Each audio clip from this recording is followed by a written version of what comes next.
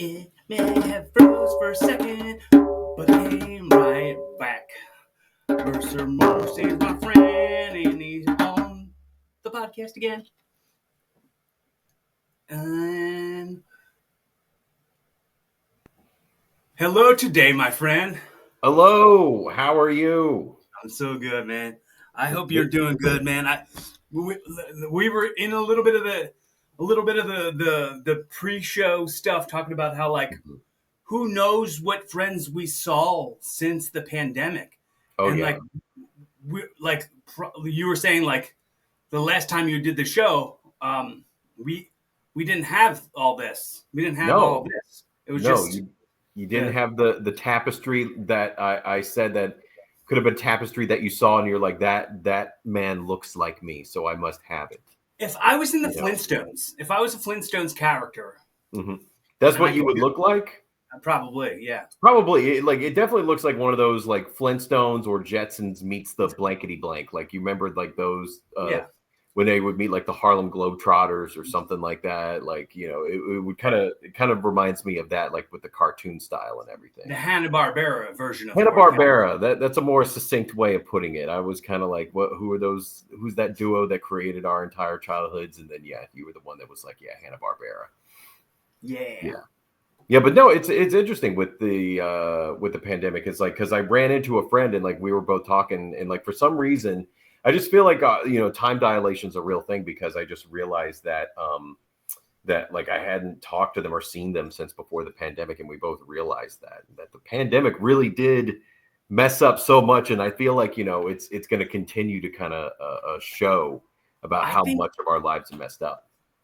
Part of me, and I'm not fully all the way bitten into this or bought into this theory, but I think that's the thing that threw off a little bit of the timeline on the Mandela effects that are so big right now. I think that the pandemic had something to do with that for sure. The time, man, like we lost so much ideas of like what's relevant and why it's relevant, and like the things that tie it together and things. Oh yeah, no, I mean, like I do wonder every now and again, like how my life would have been. I don't think I would have been as addicted to TikTok. Actually, I feel like that's what got me into like posting and stuff on social media. So I can't completely hate it, but on the other hand, I feel like it could have been handled better. Us two Joe Schmoes talking about how government entities could have handled an entire pandemic and everything.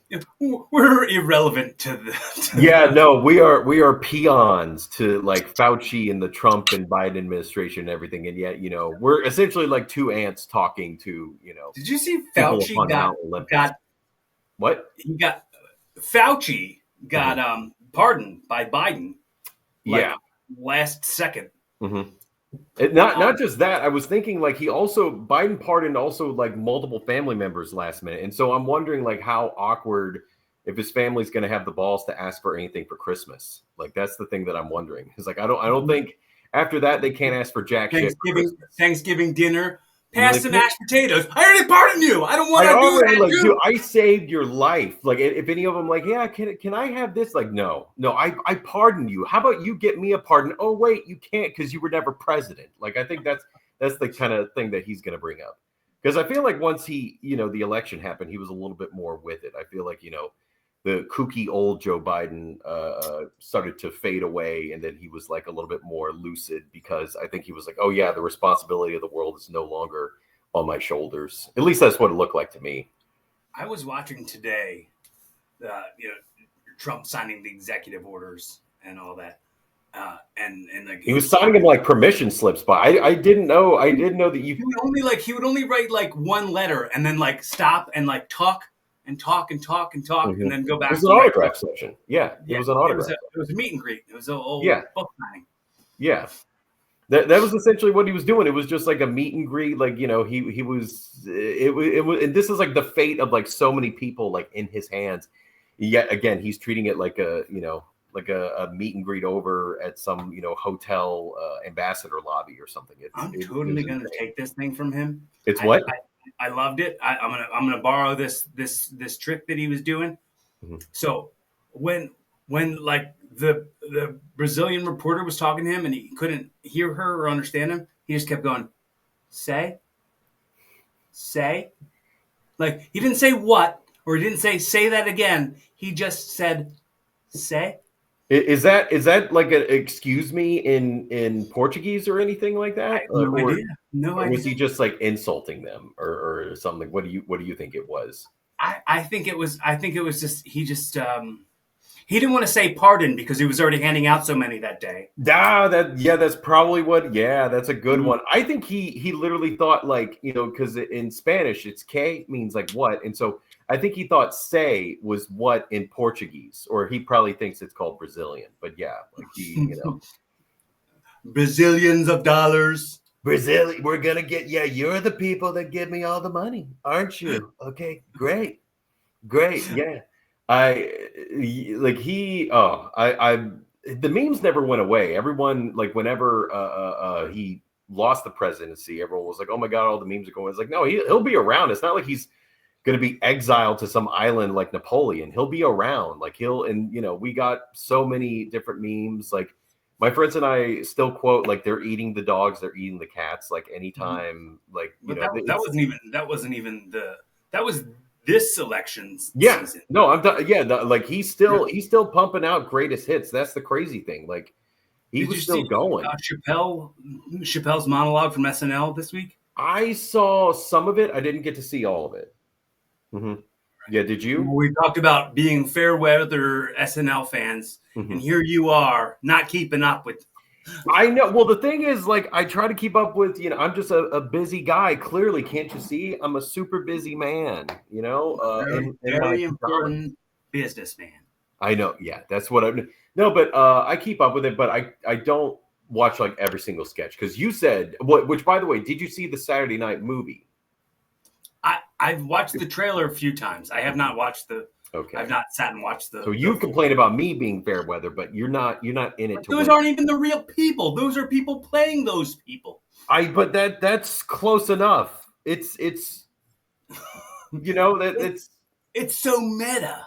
I will say that like some of the scenes do look like an SNL sketch of an SNL sketch. Like that's the weird thing is like some of the way. But the guy, because I saw clips of it, and the guy who plays Chevy Chase in the movie is actually really good. Like I can't believe they found a guy to like sort of embody that role. Because I hate to say it, because I think J.K. Simmons is an amazing actor, but like he plays Milton Berle.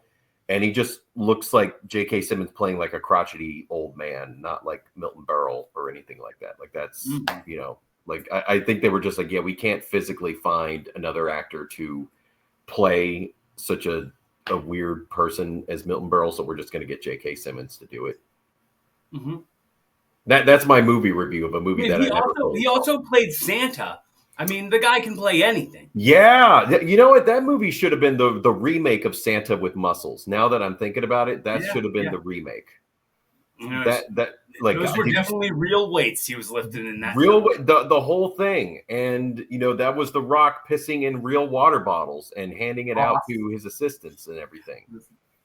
A real Voss. A real Voss. Which the thing is, like, did you ever see Smile 2?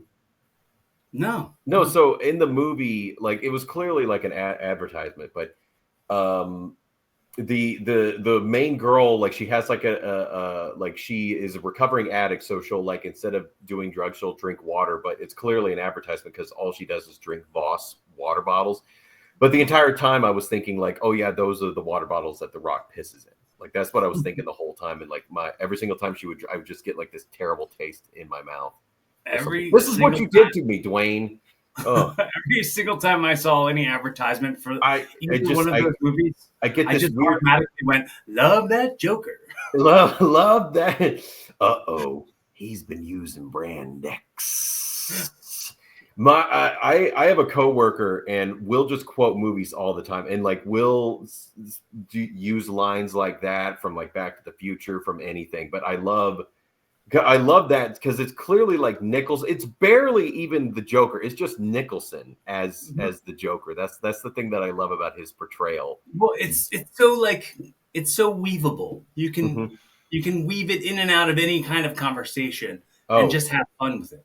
oh yeah, no, and I think that yeah, and again, like I think him, Jack Nicholson, and the Joker like are on the same wavelength. So I think like he's probably maybe the only actor that didn't have to like go into some deep dark depths because he was just like, oh yeah, I am this guy. So I'm just but any actor could have read it that way, that line like brand X. It was like, oh yeah, he's been using brand, but he was like X and like holding it and everything. And it's But I just mean, like, let's kind of zoom it out a little bit more and say mhm. like that when that movie was being made, Yeah. Tim Burton was like the first one to like first filmmaker to Mhm. like really modernize Batman. So like he had Are you no. are you saying Adam West's Batman isn't modern? A But dark? I think it's a dark. it's from the '60s. It's modern. They So say the '60s is the new 2000s. I actually yeah, know that no one said. they nostalgia. Yeah, nostalgia. I mean, like,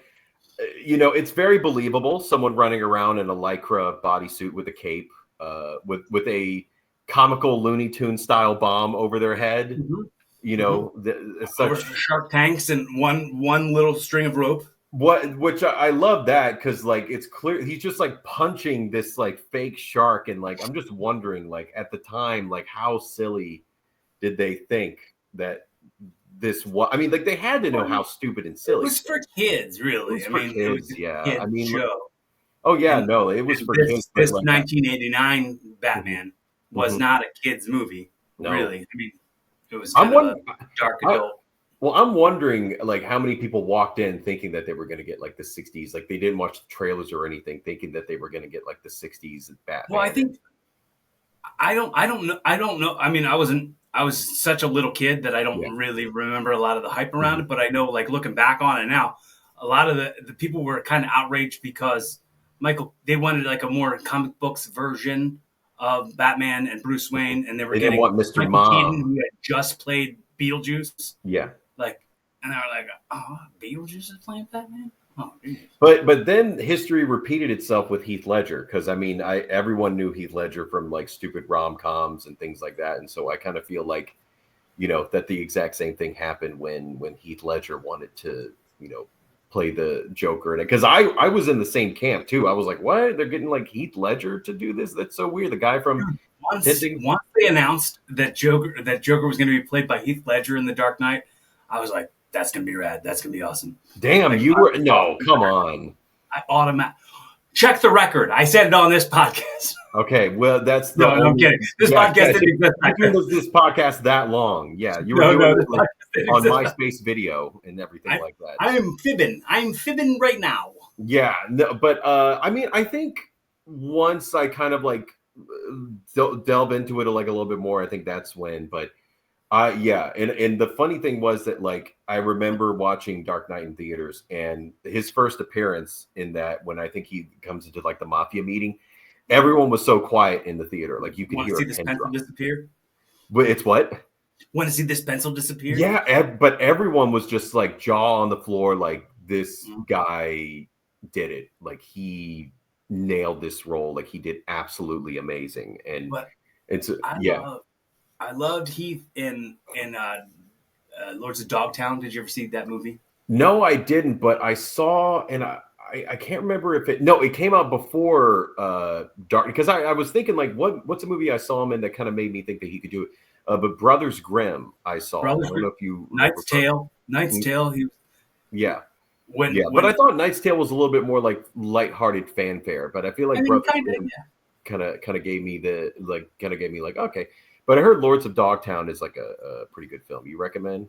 yeah. Yeah. And Emil Hirsch is in it, and he's like I think one of my favorite actors. I would say, like It he's yeah. It he's wasn't Speed Racer that convinced you that this guy was absolutely amazing yeah. or anything. It's like this guy should have played Joker. What was I thinking? I know Wachowski brothers shouldn't have if it weren't for them, and also they were the Wachowski brothers at the time. I can say that. Okay, I just Did they make the Brothers Grimm, or no. They they made did Speed Racer. Speed Racer? Yeah, they made Speed Racer, but I'm just saying it now because they're both. I think they both Yeah, transitioned. transitioned. They both transitioned. So I I think think they're just the Wachowskis now. I think that there's signed into mandate that they can't be anything but male now. They are back to Oh, being brothers. yeah, that was one of the things that's actually what made Trump the son, because he was just like, we're gonna bring back the Wachowski brothers, we're gonna do it, that's all, and Who wants to see the Matrix 4? I'm good, we're Who gonna wants to do see it, the Matrix 5? we're bringing it back to reality, we're getting Hugo Weaving back. He wasn't there in the last one. You're gonna be red pilled on this one, Oh yeah, that's exactly what whether they're you like, like it or not. you better not take the blue pill. All right. That's not in our thing. Yeah. But no, but yeah, I can't believe that he's like forest fires and everything is going to shit, our infrastructure shit. But he's like, no, we're gonna recognize two genders only. That sounds like one of those like shitty like things that you see in a wholesale store where it's like a nameplate and it's like, in this house we recognize two genders, like that. It just seems like that with the way that the executive order that he signed. It just the amount of like soapboxes for no reason that people want to stand on. The soapboxes that go to nowhere. It really is a box, because it certainly isn't a stairwell or anything like that, because it goes to nowhere. It's just you stand on it and you say, because who is that benefiting? Is it putting any more money in anyone's pockets? Is it helping with their health care? Well, No. I mean, I do all the way agree with the whole like merit of things, like the whole idea of bringing merit back to like the workforce Yeah. and all that stuff. I fully think that that's kind of a brush up there. Mm-hmm. Fresher breath air. Yeah. Brush up there. But for every merit of the workforce, you have it's Gulf of America now. That's what, Gulf of America. And guess what? We're retaking back Mount Denali, and we're gonna rename it McKinley. We're gonna take all of them. We're gonna take that mountain, make it walk the Trail of Tears. We're gonna It's ridiculous, like, because it's like I don't know how this whole thing about the Gulf of Mexico came to be. Like, what issue? I don't remember anyone having a problem with it. Well, I think that's his replacement for the wall that he promised that never came. That's a terrible consolation prize. I just realized, like, that's a terrible, terrible, terrible consolation prize. Mm-hmm. Like, it can't build a wall, but we'll get, because Gulf of, like, I don't know, Jimmy Buffett wouldn't allow this. You notice that he did this after Jimmy Buffett died. Jimmy Buffett would have taken a stand. He's like, you're not going to rename this the Gulf of America. In the name of Margaritaville, we are not going to do this. I like mine with lettuce and tomatoes. That's what. Yeah. But yeah, it's just ridiculous, the executive orders and the different, things that he's done. But then again, he did a lot of shit in like the first day that I'm like, damn, okay, he's actually like doing some of this stuff. However, I don't think any of it is going to benefit any of us. I don't think we're going to get a bonus check or anything like that coming through. So, I won't be holding my breath. Very much not so. No. I mean, are you more of like an SNL watcher or a news watcher? I try not to watch like any of the news and stuff. It's I don't watch the news really. Like, more absurd than The Onion. But then again, it's hard to not watch the news, because I feel like it infiltrates like memes and things like that. So it's kind of right. Like, you have to get the full scope of relevancy for every joke or reference that's made in comedy or like on comedy programs. Yeah, no, that's true. And then for every time that I do try to like unplug myself, I do feel like a little bit of like a Luddite, and that like I'm kind of like out of the zeitgeist a little bit, and so I mean, and then again, I get caught up in it too. Like my recent posts are about that, because the inauguration and stuff is like kind of something that is hard to ignore. Like it's because it's like there, and it's like, this person is coming back to being president and everything like that. So it's it's insane. Admittedly, the main reason I thought to reach out to you was because I've been seeing your TikToks and they've been cracking me up. I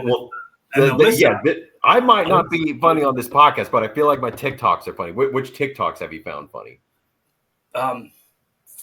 That's great that you remember. I find your stuff. The training day one. You find the funny. training day one cracked me up. I couldn't even handle it. My stomach was hurting from laughing at the Training Day one. The, the Oh yeah. Denzel.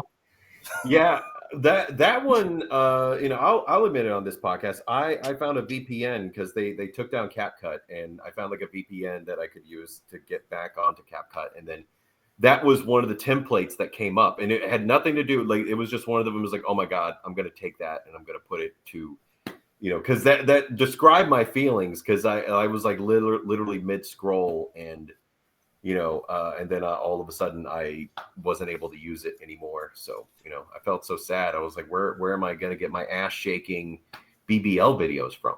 Like, where am I going to get those anymore? And so it was a sad day, because that's what's on my feed. Everyone talks about, like, they're like, oh yeah, they're trying to censor us. Like, we were talking about truth and things. And I'm like, I just have like girl shaking on. I have them throwing ass. I don't really have. I don't have like the political sphere on it. It's my For You page isn't deep. No, well, that's the thing. I don't want to bog myself down in the world. Also, yeah, that's what I was wondering too about, like, Congress's decision about taking down TikTok, because it's like it's a dance app. Like, I don't know what you guys are finding on it. Like, are people saying like weird truths like mid dance, or they just like like early 20-something girls are like, oh, your government's lying to you. Like, are they doing any of that? Tower 7. I know, that's what I'm saying. Yeah, Building 7.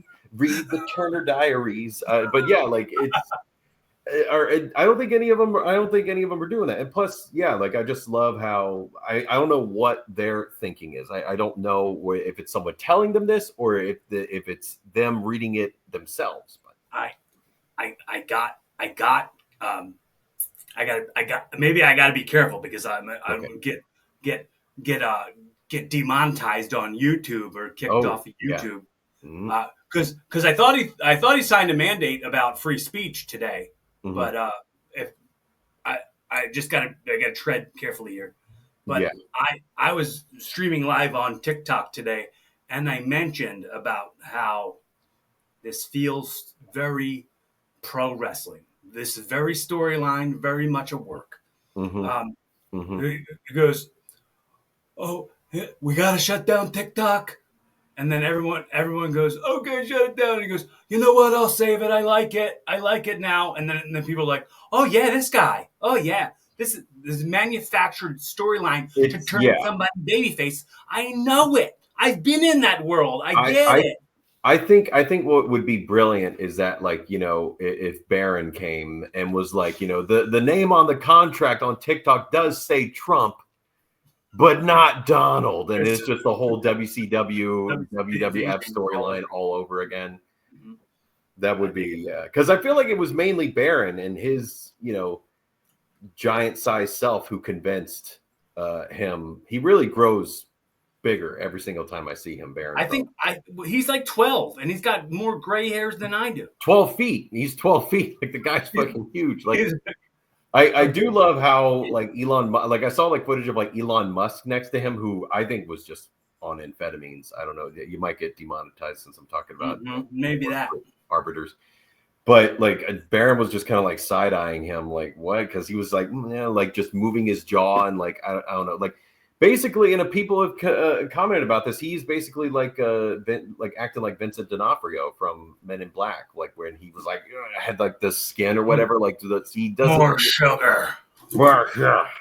And like, it's essentially like that. He's just like in this, like, he really is acting like an alien that doesn't know how humans act. And the thing is, I like, because Elon Musk has kind of been on everyone's radar for a while, and so, like, I'm just wondering why in the last few years he's just acted this way, because I don't know if he ever truly acted this way, or was it because he was never that much in the media. So I don't really know. I think Joe Rogan gave him a big platform. You know what I mean? Like, he finally got more in the public eye than he had ever been. Yeah, and now he doesn't want to give it up. No, I would certainly want to give it up. I do not want to be in the. I mean, like, you do the podcast and everything, but I mean, it's not a live thing. Like, I feel awkward like doing like live stuff. Have you ever? No, you said you did like a TikTok live recently, didn't you? Yeah, I like every week. every week I sit down and I do 2 podcasts with my friend Lou. Mhm. And while I'm doing that, I'll also go live on TikTok just to see what happens. And I mean, Mhm. not a lot of people watch it, like maybe 20 people or something. Do Like people give you roses and galaxies like I, the I've, weird? I've gotten very few gifts Mhm. on the TikTok lives, Mhm. and it's mostly just to kind of like have my name out there more. You know what I mean? Kind of You have need to like do more. like the Pinky Doll brain rot thing where she's like, yes, yes, ice cream so good. You need to do that, and then people will gift you. That's what you need to do. But no, I just find it awkward doing. I mean, but then again, you're having a conversation with someone. For me, Yeah. like going on TikTok like alone or whatever feels weird because it's like you're kind of sitting there for the first few minutes, like no one's coming in, or like one person does, but they realize it's really boring and then they leave. So Oh, how many mics do you hit up in a week? How often do you get up on Oh, stage? now you're transitioning Well, although I was going to say because you can go live doing that. well, I no, mean, that is, yeah, that's the OG some- form of going live. But I don't hit up as many as I should, especially since it's like really extremely cold out. But right. I do have a gig, I think on yeah, I'll try to plug it here. I think it's like, yeah, January 29th. I have a gig at St. Mark's Comedy Club, but I hit up usually about 2 or 3 mics a week. And so not, I mean, like I don't pound the pavement as much as I used to, but then again, the great thing about social media is that you don't really need to, grind as much as you needed to back in the day when social media really wasn't much of a thing where you could like post funny clips or post funny comedy videos and things like that. So I feel like, that's about how many mics. Are you still doing stand up? No, I mean not that I'm actively going. I won't do it anymore. I Mhm. just haven't got on stage. I started. You were banned, weren't you? I was banned from Yeah. comedy. They're like, quit comedy. Whenever I do jokes, people say quit comedy to me all the time. Oh, people tell you to quit comedy? All the time. But That's it's usually when dude, I make a lot of very cringy like dad jokes, like Mhm. stuff that's just corny and like, oh my god, I Yeah, can't believe people tell you to quit comedy, and those are the club owners. So yeah, but no, No, but it's usually my friends' girlfriends and stuff. that's good because usually, like, I haven't gotten any terrible discouragement like that. I've definitely have gotten, No one's ever it's almost like serious when they're saying that. Let me foreboding. just clear It's that what? grill.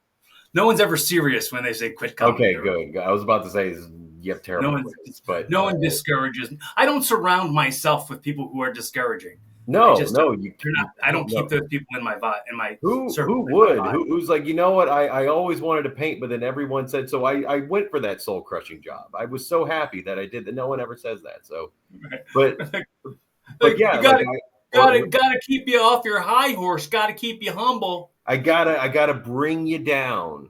You gotta stay the school janitor. You gotta stay in the town, George Bailey. But Is yeah, that your brand? Is that your brand, bro?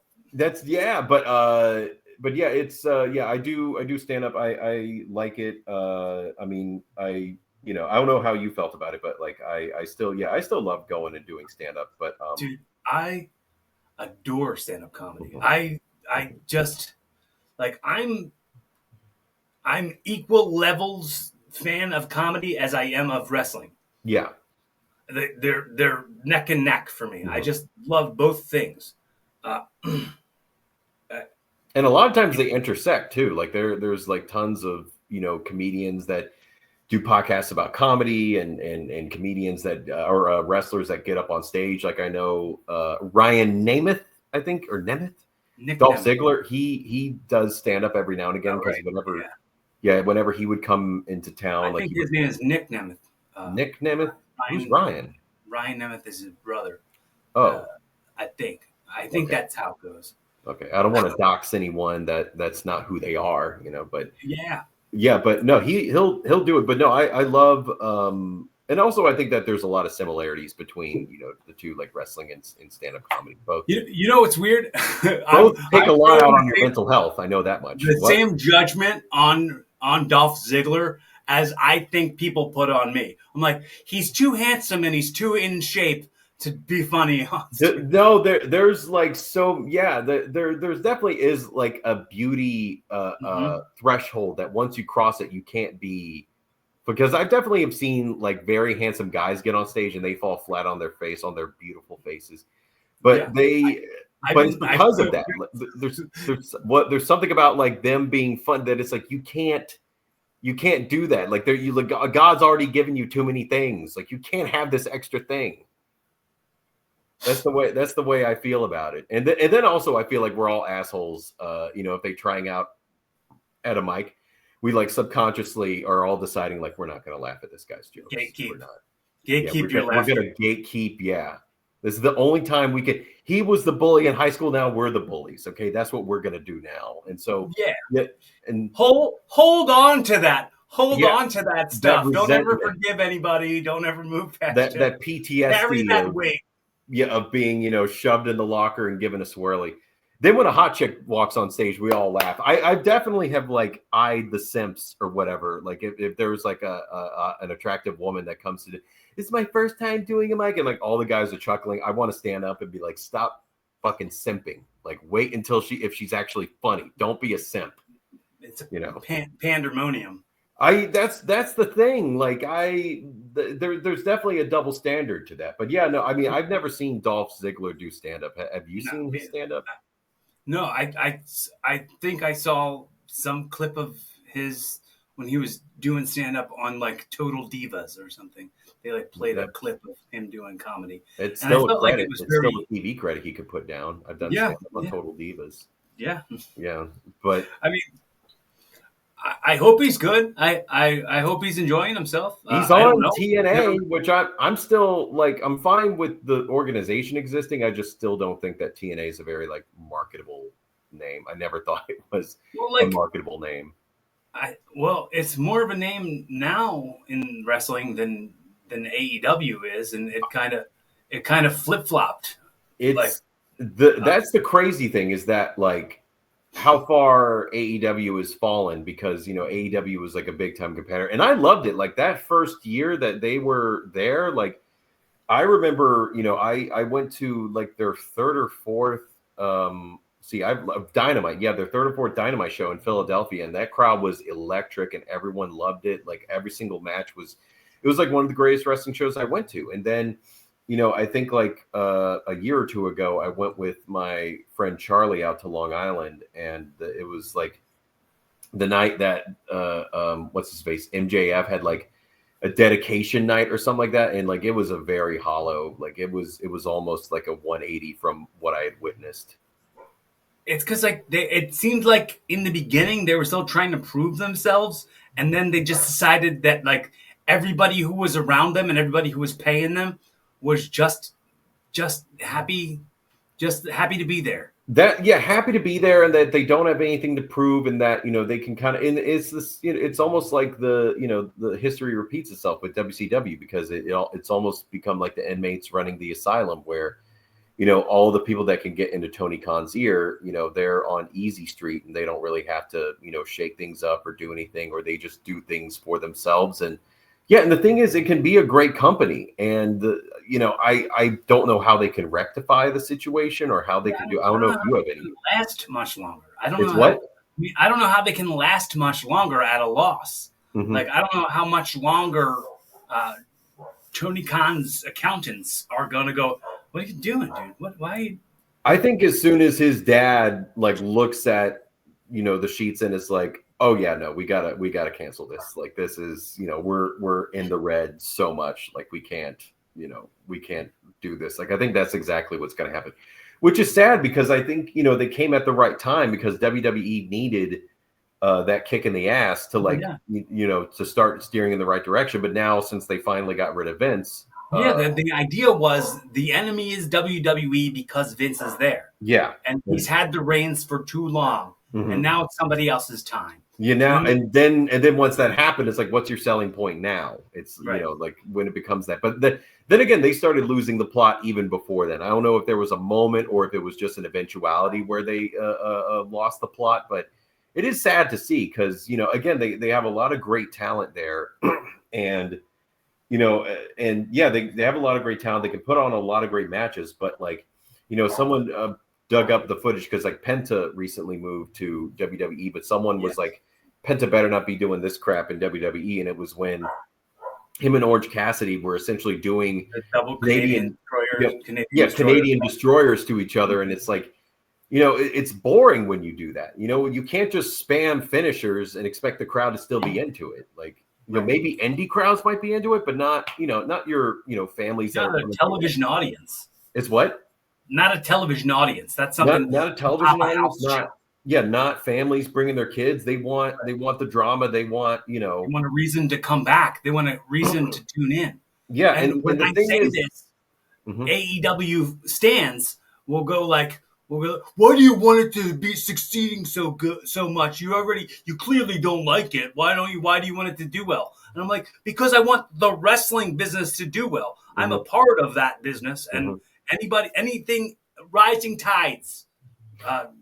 It's good. But the thing is that like I kind of hate it because I do love going to indie wrestling shows, but sometimes I feel like the crowd is too inside baseball, like to allow things to be a little bit more pedestrian. I don't know if that makes any sense. That totally makes sense. Yeah. And so I think that's kind of the big problem is that, like, you know, as soon as you post a clip like that, then you do have like a bunch of AEW stands flooding your comments being like, well, you just don't get it. So it's like, yeah, like I don't get it. Like this is why I'm posting this, is because you're never gonna get outside of like half-filled amphitheaters, you know, when you kind of have this mentality. You're never going, this is not going to sell to a broader audience, you know? Right. Yeah. We want people to show up at the shows and want to come back. Yeah, like, and we were talking about the pandemic. Their audience is looking like it's during the pandemic. Yeah, people would take pictures of the empty audiences and post them, and then give them going, here's me posting this, and I'll never be back. Yeah, and like, they don't see that, and they don't learn from that. Somehow they're still like, because I think they re-signed like a contract with Warner Brothers, didn't they? Or something. Yeah, they just had they're streaming on Max now. You know, they're on Max as well, additionally as being on TBS and TNT. I feel like they would. I don't know. I feel like the whole first year that you were talking about, when you were just hyping up the first year, you can go back and relive the whole first year. They put the whole first year of AEW on Max, so you can watch it all now. I think anybody who would watch that would be like, okay, how is that and this the same product? How that doesn't. I wonder like how much of it was like Cody Rhodes as well, like kind of being the guy to sort of guide that ship. And I think also he was kind of the buffer between him and Tony Khan, because I think, you know, Cody was raised around that business. He knows kind of like all the carny talk and everything, and people kind of like, you know, pulling the wool over your eyes. So I think he was the guy kind of protecting Tony from that and sort of being like that filter. And then once he left to go back to WWE, then, you know, that's when the filter was gone. And now we kind of have this sort of not Vince Russo era, but we kind of have like this product happening. I think this was like 20 years ago. Shawn Michaels was in a feud with Hulk Hogan, and they were heading towards SummerSlam. Yeah. And he was out on like a random Raw. He was cutting a promo, and he's like, talk about Hulk Hogan will be back when you want to pay Hulk Hogan dollars for Hulk Hogan to come back. And then he said, and then Chris Masters came out, and he said, and Michael said to Chris Masters, you don't know enough to know how much you don't know. And that applies to Tony Khan in my head so much. You should just send him that on Twitter, because the guy definitely like looks at his Twitter. Send him that clip and just see. I mean, he doesn't want to hear from me. Like, I'm nobody to Tony Khan. I accept that, and I'm all right with it. I mean, like, realistically, he's not listening. Like, no, that's the problem, is that I think he's so insulated, and you know, by the young chamber, a very bubble. It's what? Like, oh yeah, very, very much so. I mean, like it's kind of.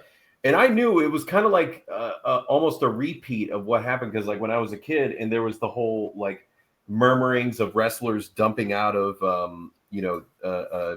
WCW going to WWF, And like I remember, ironically, since like Chris Jericho's in AEW, I remember watching Raw and then Chris Jericho jumping, and I knew Chris Jericho was like so talented, and he was just so held back that when he debuted on Raw, and it's like one of the biggest pops of all time. I remember listening. Dude, when his name came on the screen, the countdown clock went down, and then his name popped up. Goosebumps. I still get goosebumps thinking about it. And what does that say when like he doesn't even appear? It's just his name, and everyone loses their minds. Like that's the like that's fame you can't buy. And I just remember that's when I was like, yeah, WCW's in trouble. Like even as a kid, I was like, oh yeah, WCW's in trouble. And I felt the same way when CM Punk came back at Survivor Series, and I knew that he would get a huge pop, but like that pop was just insane whenever he came dude, that back. was like Bret Hart Stampede pop, like ridiculous. Yeah, no, that was, and so once I saw that, because like I think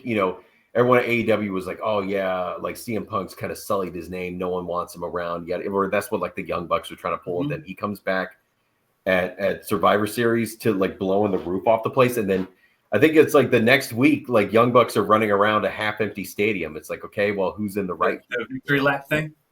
That's the thing. It's like, how do you not? How do you call that a victory? How do you call that a big? Like you might as well just flush money down the toilet. Like literally go to your gold-plated toilet and just start throwing money down there. I loved that on the debut of Collision when CM Punk came out and he cut that promo and he said, "Don't."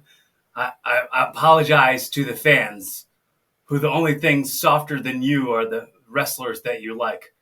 Oh, because it is bad. I don't want to body shame, but I do laugh at like those Adam Cole memes. Oh yeah, it had nothing to do with the bodies. It has to do with the fact that like they can't listen to truth.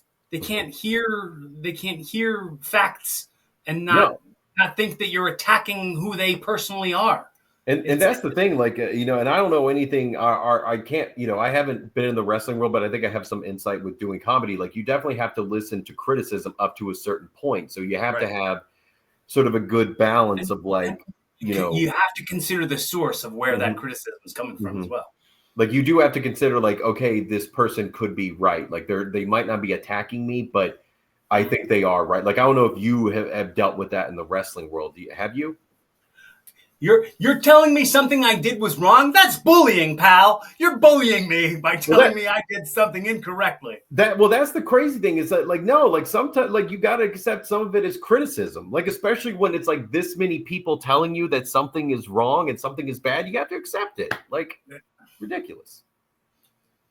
It's like I'm picturing a meme in my head of of Spider-Man trying to stop that train in the front when he's like, pss, pss, pss, pss, like trying to hold the train. I'm thinking like, Edge, Sasha Banks, like that. And the thing is like, how long were they teasing Sasha Banks for, coming to AEW? And then when she finally did, it landed like a wet fart. Like, no, everyone was like, oh yeah, I forgot, because she was a hot agent for a while, and that's when they should have just like pistoned that into like getting her, and then. It was like, what, a year and a half after she left that all of a sudden she's like, oh, here I am. And everyone was like, oh yeah. Well, okay. Yeah, sure. We forgot about you, but okay. Hi. Like, and then that Stephanie Vacour or whatever her name is. What's her name? First off, I'm very attracted to her. But secondly, she is a hot commodity. And I did see her at the AEW thing that she did. And like, but it's a terrible decision, because I think she dropped like her belt to Sasha, and then was like, well, fuck this, I'm gonna go to WWE. And it's like, why are you doing that? And I was sitting in the crowd. They love that Stephanie woman way more than Sasha Banks. But like the decisions that they're also doing, where they're kowtowing and giving in to all these big stars of yesteryear, giving them whatever they want. It's like, it's like you said, when the pretty girl tries her first open mic and everybody laughs real hard as a way to go, well, we want the pretty girl to come back, I guess. Yeah, but then again, is the pretty girl making the money? That's the thing that I want to know. Like that's the other thing, and it's also I don't know. Again, like you kind of like put into perspective. Like I don't know how much longer AEW can survive, because again with like also TNA, coming back. again, TNA is the thing that will never die. It's like Michael Myers. It just keeps on coming back from the dead, whether it's Impact Wrestling or TNA, whether they go to a 4-sided ring, 6-sided ring, back to 4-sided ring again. Like, I kind of don't think they're going to do the 6 sides anymore. No. Maybe during like a nostalgia pay-per-view, but I mean, like, you can listen to, like, wrestlers talking about it, and they're like, I hated wrestling in the 6-sided ring, like it was so different. But I've never been in one before, but I can imagine like running the ropes, taking a turnbuckle, like orienting yourself in there. Orienting yourself in a ring is always tough already, to go like, okay, which is my hard cam side, which kind like because you get so twisted up. You're bumping up, bumping back up, getting back up, bumping, coming around. Like, you got to do this.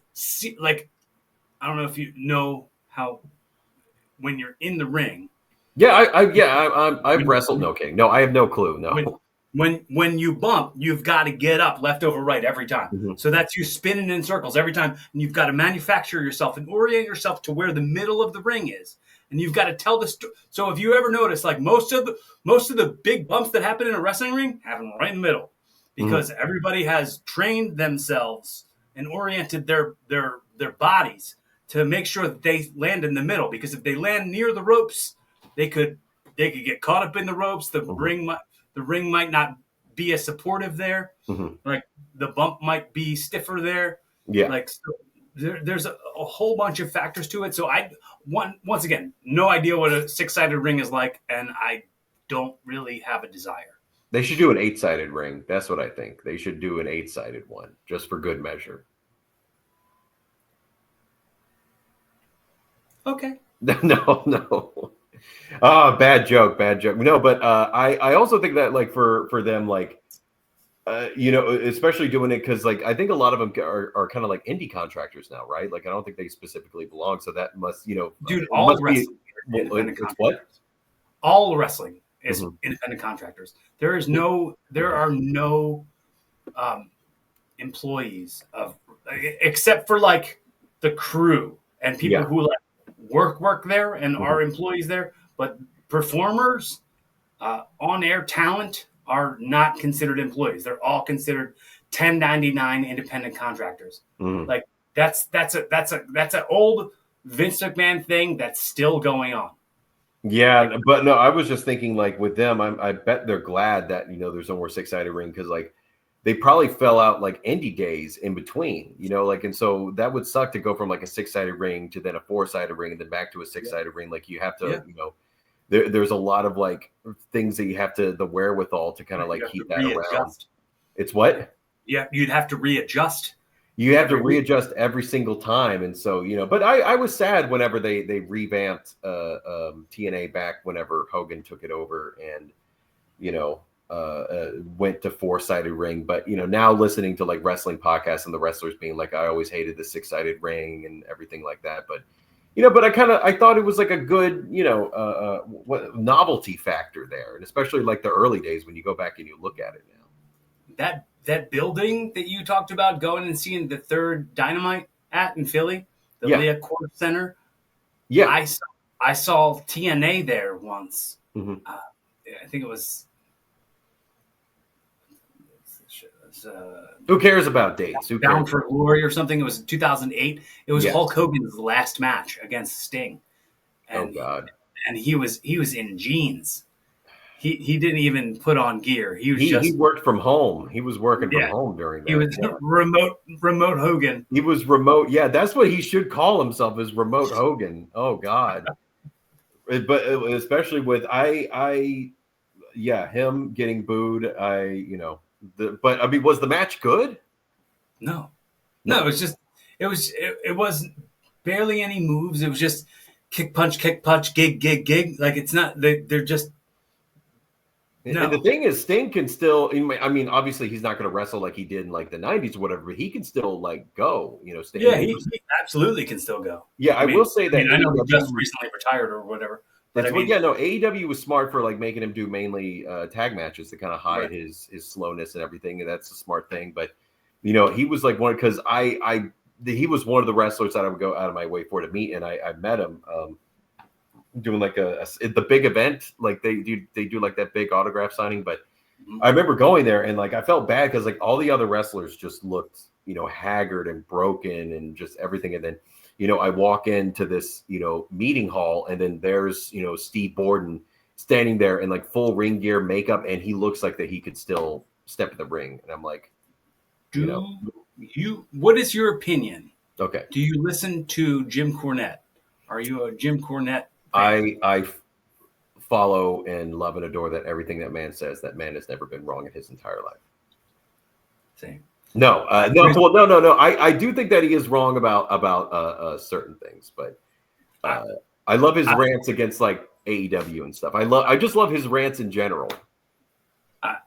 I'm a huge cult member myself. I love Jim Cornette, but he recently said that Sting charges you $4,000 for him to put his makeup on. Oh damn! For like autograph signings and stuff. Damn! Wow. So I'm like, I didn't have to pay that much. But I know, like he would charge whatever the venue is. Oh yeah, no, he would charge the vendor. No one in there. Although, well, no. Go on. What you're saying. And like it was a famous thing in the business. I don't know if you ever heard this. Just being adjacent and being a fan, they talk about the back in the WCW WWF days. They would refer to being paid well as being called Sting money. Dang. So if you were getting paid well in wrestling, you were getting Sting money. And I mean, that had to still be going on for a really long time. I'm surprised. I feel honored that like I got to see him in the full ring gear, and I really didn't have to pay too much money for that. And then meanwhile, the vendors are getting stuck with a $4,000 bill and everything like that, and they're getting stung. Damn it! Oh, it's that podcast nerves. It's blocking my brain. I can't do it. No, but what was I going to say? Oh yeah, The Undertaker. Like I think he did an autograph sign, and I was thinking about going to it, and then it was like $500 for a photo, and then another $500 for an autograph. I remember like seeing that the Last Dead Man's show or something. It was something along the line. I don't think it was like the show necessarily, but it was just one man show, one dead man show. Yeah. He was doing like an autograph signing adjacent to it, but I'm like, who the fuck is paying like those prices? People pay it. I mean, people are just dying to pay for it. No, but see, that's my attempt, trying to unblock the podcast nerves. They're wanting really hard to be ripped off. Oh, that would work if it was Hulk, and because he played Rip. And I was saying R.I.P. like rest in peace, ripped off. Oh damn! See, yeah, okay. Now I'm going too deep. You're going like for face value. That's surface. Yeah. I'm trying to reach too far.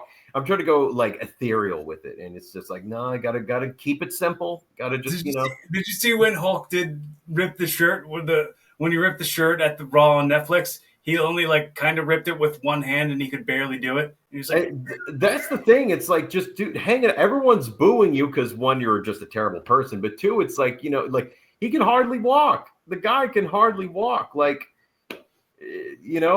those jeans that he's wrestling in, they're not doing anything much for him anymore. They're adhesed to his body. Do you listen to Kevin Nash? It's what? Do you listen to Kevin Nash's podcast? If he could get to the point, I would. But there were so many times like, yeah, Hulkster. He just sometimes he's a little high when he's doing. He's a little high, and he's not succinct with it. He doesn't like get to the point as quickly, and you can tell that his co-host is just like annoyed, like sitting there, like like okay, like can we prattle this along? But what was Kevin? I like Kevin Nash. I think I like Kevin Nash the way I like Joe Rogan. Like I think Kevin Nash. Like it. No, but go on. I think Kevin Nash could be that level of podcaster because I think his show's that good. But he told a story, and he was probably just making this up. But he was saying that Hulk turned to Jimmy Hart on the way back from the ring, and he went, "Man, you got heat." I probably in Hogan's mind, because I mean, Hogan's No, a genius. Kevin Nash probably just made that up. No, but Hogan's a genius and an incredible technician in the ring, and just such a great legacy to the sport. I mean, you just ask him, but yeah, like he probably would. He would be so in his own brain that he would probably go turn to Jimmy. He's like, oh man, you got like tons of heat. Like no one, you got to get out of here, Jimmy. But yeah, like which I love how Jimmy Hart's career like began with. He was in like some 60s pop group, and then somehow through that landed in wrestling. I don't know how that works, but Memphis, it was like Memphis, baby. It's what? Pro wrestling. That's true. Pro wrestling in Memphis was huge. Memphis and music make this amazing, baby somehow, and it all like, and it's called the Honky Tonk Man. They make this amazing child. But yeah, like it's kind of amazing that trajectory or whatever. And then again, I think one of the funniest photos is Jim Cornette, because he was like photographed like whenever Andy Kaufman is like on the stretcher, and like he's doing like this weird, almost Jim Carrey-esque face, but like he's like crooking his jaw to the side or whatever. But he's like a 15, 16-year-old kid at the time, and it's amazing how far or how entrenched Jim Cornette is, like how he's been. And also, I feel like Jim Cornette originated like the original wrestling podcast, because whenever he would like do those things in WWF, where he would just like lay into WCW or Ted Turner, or he would do those little shoot segs, like he would just kind of shoot on whatever the competition was, and how they were packaging pro wrestling. Yeah. And then there's like, I wasn't even recording, Jim. We got to do it over again. But yeah, like I think, yeah, he was kind of the original guy, and that, and again, like he, I love how like the clips on YouTube, they'll just be about the most random things, because obviously they'll talk about stuff happening and just that's very, very segmented. They take and it's amazing, because it's like, Jim Cornette on UFOs, and I remember being like, oh, I got to listen to this. Like I remember being like that. But I hate to artwork. Yeah, but I hate to cut this off, but I gotta take my roommate's dog out to walk her. Well, I just got a couple quick things for you, and then I'll send you off into the sunset with a hot dog and a handshake. All right. And then you're good to rock. The Hot Dog and a Handshake podcast, yes. All right. So I just wanted to I've probably told you this before, or if you've checked out the show before, and I know you were on an episode before, so you probably heard me talk about this, how important to me the currency of your effort and your time and your attention are to me. The fact that you took this time to hang out with me and gifted me with the currency of your time and your effort and your attention, it means so much to me. I want to be able to say to you, while we're on the record, because this stuff's outliving us. You know what I mean? This recording is going to live on for years. Hopefully. Yeah. So I just want to say to you on the record, if I can be a resource for you in any way, if you ever want to sit down and write some jokes, if you ever want to collaborate on anything, if you ever want a friend, if you just need to talk to somebody, if you're ever alone or something, don't ever feel alone. Thank you. Yeah, well, thank you. Yeah, I don't do well with feelings, but I'll accept it. Like I was feeling like warmth and acceptance, and I was like, no, gotta push that away. No, stop trying to make me gay. Yeah, get away, gay thoughts. No, I was like that Family Guy with Tom Cruise running away. Like that's the way I felt in that moment. I was like, no, I don't like this. I'm not going to jump into too many like full on details into telling this quick story, but a family member's in-laws came over to my family's house, to my mom and my brother, and he was talking, and he said, sometimes don't think I'm gay. He's like, usually when someone says that, don't think I'm gay, there's a lot of like, sometimes don't think I'm gay. Gay dudes be all, oh hey, and he like turned this whole thing. and I was like, we weren't gonna think you were gay. Like He's that like insecure in his own masculinity that he can't even do an impression, a stereotypical impression of a gay person. That's no, you usually save the no homo for after you do the you gay say, thing. yeah, and all you got to say is no homo. Whatever happened to Yeah, that? Trump needs negate to sign. He needs to sign negate an executive order bringing back no homo. That's what he needs to do. Dude, I said today, and I said it maybe on the wrestling podcast. The An executive order needs to be signed to make Netflix passwords shareable again. That should be embroidered on one of those red hats because also Netflix is red. That would be perfect. Right? Yeah, make Netflix passwords shareable again. I don't know if it'll fit on a hat like "Make America Great Again," but we can try. We can try. That's just one small step towards it. Yeah, it's one small step to do that. But yeah, no, but yeah, thank you for having me on the podcast and everything. Okay. All right. So that part being said, I just want to hand over to you the opportunity to say or ask me anything that you'd like to while we're on the record here. So far, no. I there's no burning desire. I mean, you still are wrestling and everything, right? How because you asked me how often I did stand up. How often do you do wrestling and like what like including the training and everything? Well, I just had a car accident in October. So I've taken a step back, just to kind of like rest up my body. Yeah. You don't want to end up like Hulk Hogan. Yeah. Yeah. So, not as often as I was doing it earlier in the year, but the whole 2024 for me in the wrestling business, honestly, one of my least favorite years I've had in the wrestling business. And like really like getting myself to the point where like I'm accepting scraps for myself that I already told myself years and years ago that I wasn't going to accept that standard of scraps in my life. Like was really working like, pretty much pay to play shit. You know what I mean? Yeah. And it was unfavorable year for me. So wait, there's pay to play stuff even in wrestling? Oh yeah. Yeah. Damn, I didn't. I thought that was only. But you're paying not only with the money that you're putting in your gas tank, but you're also paying with the sacrifices that you're making to your body. That's the big differentiation between stand up and because I've always told people is like I think when it comes to stand up and or comedians and wrestlers like it definitely takes a toll on our mental health, but with wrestlers it's a whole different level because it's also the physical health as well.